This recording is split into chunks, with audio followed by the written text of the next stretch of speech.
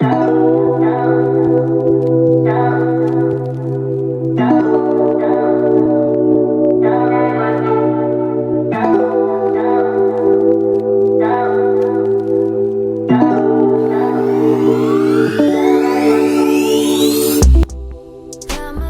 up? Welcome to the Being Beautifully Honest podcast and channel. Thanks for being here, being subbed. If you're not, hit the button. And if you're listening on YouTube, hit that like. It's like walking in the room and hitting that light switch. Let's brighten up the place and get into this conversation. All right, guys, so let's get into it. I've been listening to commentary. I've, seen some transcripts, and now we're about to go into day 4 of Diddy's trial. I wanted to just share my thoughts on this because clearly he is a psychopath. The fact that his children are in court and they're hearing all of these graphic details, it's like, why would he have them there?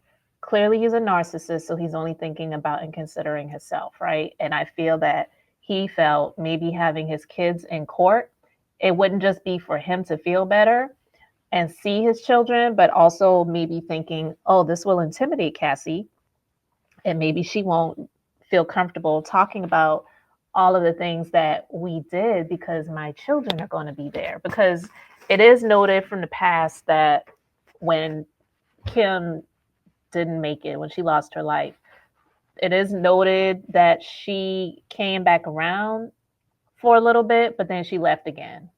So I feel that he has been using his children in court as an intimidation factor for Cassie, hoping that it would maybe not allow her to go into everything that they were doing, and it hasn't stopped her. And I'm glad. And the details have been extremely graphic. Clearly, this man is a psychopath, and he is someone that has been fighting the struggle of identifying as either a gay man or bisexual man or fluid or pansexual, whatever, instead of just acting like you're straight, because clearly you are not. The things that she talked about they were doing, I don't really remember at this moment as I record this, her talking about him actually having sex with the escort himself, but it was more so him watching him doing, stuff to himself while she's getting smashed out, and he allowing, or not even allowing, him demanding the escort to release himself on Cassie, and then she would either have to smear it on him or he would stir his dingling up, and just disgusting, right? And if anybody is sitting and listening to this stuff and getting turned on by it, they need help. Clearly they have some issues as well that they need to address, because that's just not normal. I'm sorry. It's not a crime to be a freak, but it definitely is a crime to, one, be paying people for sex, like in literally prostitution. Now, we're not going to go into the deep details of men and women in relationships. Please stop that. I don't have time for it, and I'm not getting into that. But you're literally advertising to have people pay you for sex. Now, some may say, well, it should be legal. And hey, maybe that's a conversation for another time. But at this point in time, it is illegal. And when you're having people cross state lines to do that stuff too, it's a crime. So I believe that definitely Diddy is a psychopath. He is a psychopath in the way that he felt like it was okay to have his children in court while these testimonies are happening. So for them to be there while she's going into details about all the nasty, dirty Diddy money stuff that they were doing in all of these different hotels across the nation, and also the escort as well, and it's clear that she got hooked and was given drugs by him, and to the point where it was like, I don't feel that I can even do this stuff without being under the influence, because I don't want to be in my right mind doing this stuff. He subjected her to all types of infections. I'm sure there was probably some STDs. She did mention sores being in her mouth. We don't know if those are just canker sores or like her what number of herpes it was, because there's herpes 1, 2, 3, whatever. I don't know all of them, but there clearly was some STDs and STIs going on, and not just some canker sores being in her mouth and some urinary tract infections. Okay.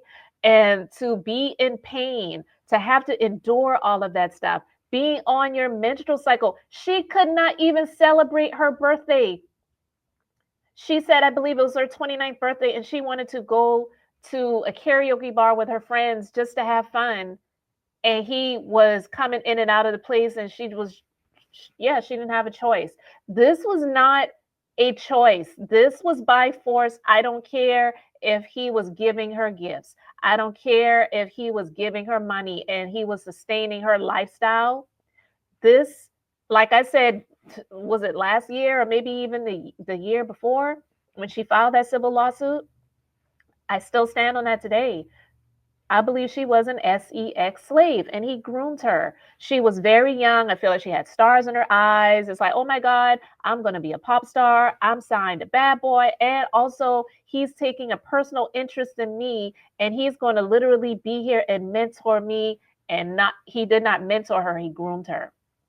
She talked about how when she was 19, he just like out of the blue kissed her in her mouth. She wasn't expecting it. She didn't deny it or decline it or say, what the hell are you doing, or stop. No, she didn't. And honestly, a lot of young females, that's what happens when they get kissed out of the blue. Unless it's like, you know, anyway. But I'm even though she's saying I loved him, she never really got to know what love really was. She was his victim. She was groomed. She had the Stockholm syndrome.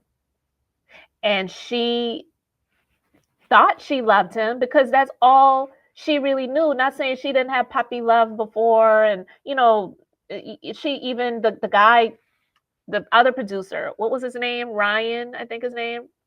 Ryan Leslie. I could have the name wrong, forgive me. But she was dating him before. And I know a lot of people try to, because he's he was older than her also.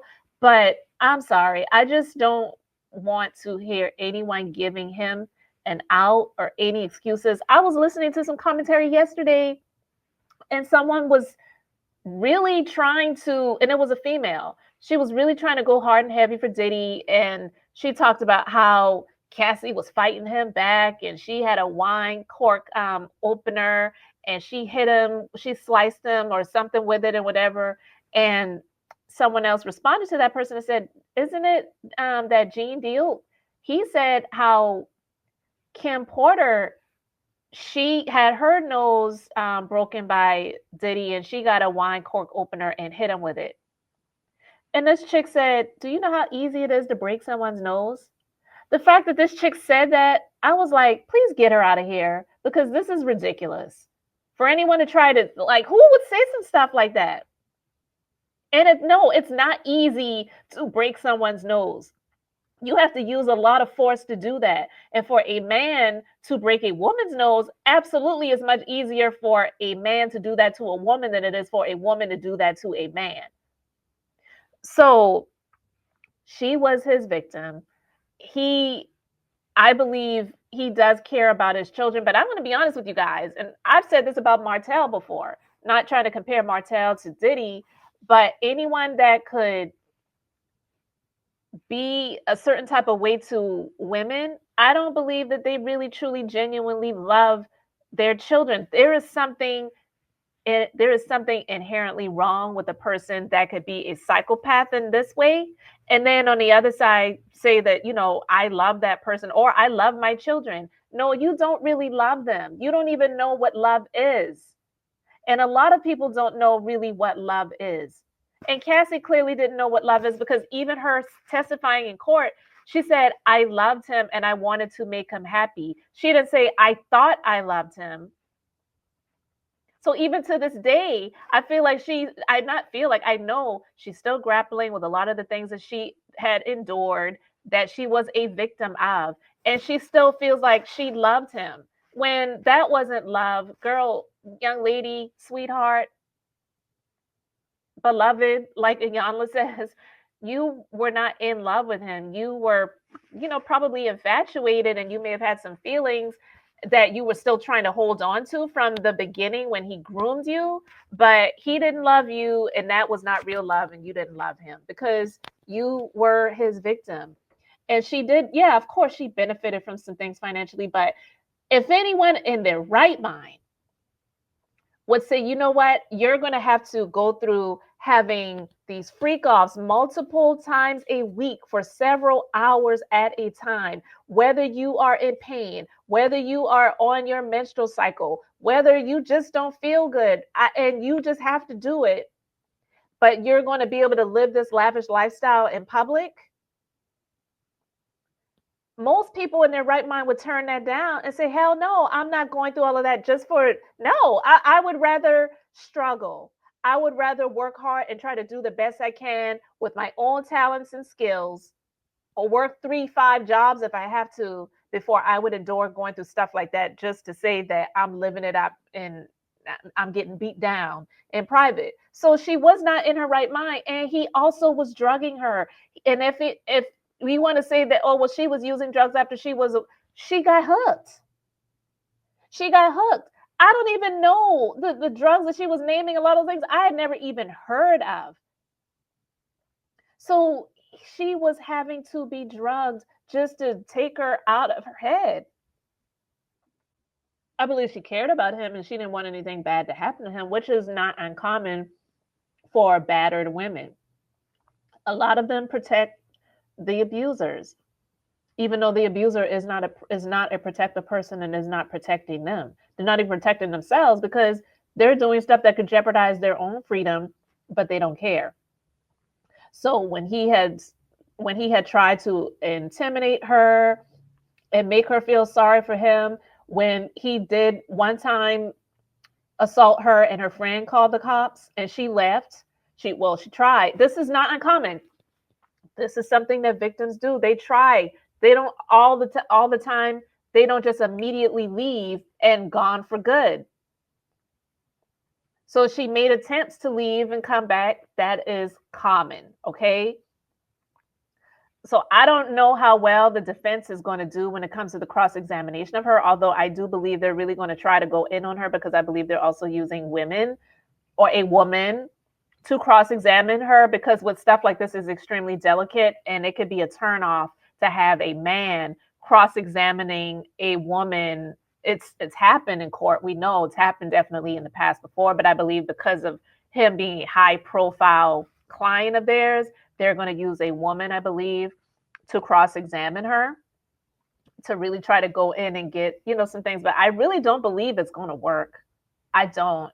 No, it hasn't happened yet, but I don't believe it's going to work because just all of the evidence that they have so far, and we're talking about the feds here, guys, over 90 some odd percent conviction rate. I believe he's going down.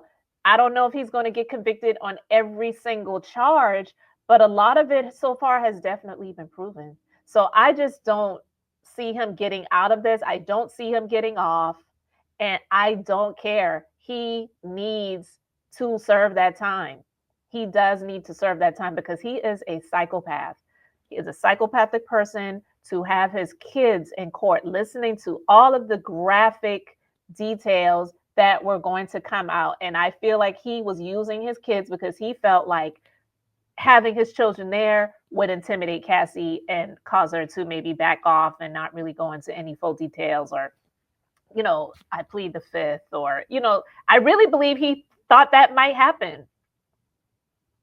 Because it's like, he might also have been thinking, well, she already got her money. What good is it going to do for her to have me behind bars too? I say go in for the KILL. Go in for it. Because all of the stuff that he put her through and she endured, I don't care how many handbags, how many pairs of shoes, clothing, how many lavish places she got to stay in, how much she got to travel, how many private jets she was able to be on, eating the finest food and all of those things. Those things last for a moment. You can't take none of that stuff with you. So to live in a virtual prison like I believe she has been in all of these years, help put his ass in a real prison. I don't care how much good music he made, and he has just not been a good person. No, he's not on trial for being a bad boss when it comes to all of the artists that he had signed, but we also have to remember, guys, he was also her boss. Even though she says she loved him and they were in a relationship and whatever, he still was her boss.